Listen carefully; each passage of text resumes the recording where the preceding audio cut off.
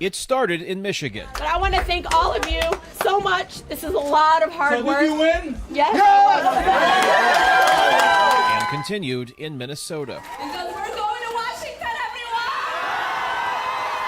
everyone! And neither Ilhan Omar nor Rashida Tlaib believe it will end in Washington, D.C. This win would mean so much more than just a seat in Congress. It is a powerful message. A message primary election voters in their districts delivered in August, that a Muslim American woman is ready to represent them in Congress, even at a time of increased hostility towards their faith. I had one of my campaign managers leave a nonprofit organization. The woman said, really sorry to see you leave. And Diana said, oh, don't worry about me. I'm going to actually go work for the first Muslim woman ever elected in the Michigan legislature. I'm super excited. And she said, they're in our government.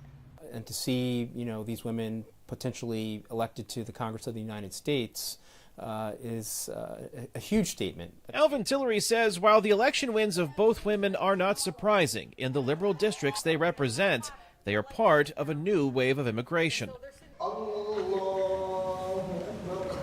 Muslims represent just over 1% of the U.S. population, but it is the fastest growing religion on earth.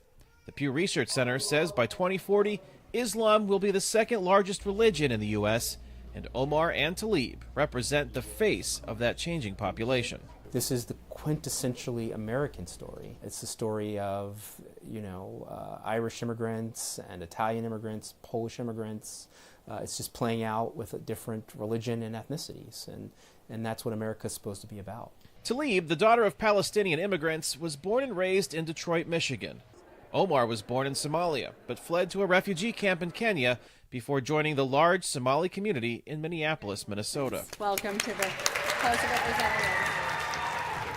While both come from families shaped by war and have faced hostility toward their religion on both sides of the political aisle, they represent a progressive wing of the Democratic Party that hopes to take control of the U.S. House in the November midterm elections, contests both women still have to win. Tlaib is running unopposed, and while Omar faces opposition from a Republican challenger, she is likely to win.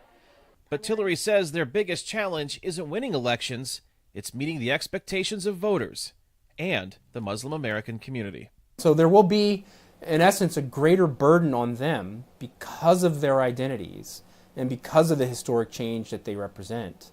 They'll have a larger portfolio and a larger set of expectations than the normal freshman congressperson. A Congress that will tackle many tough issues, including U.S. border security, immigration, and election integrity.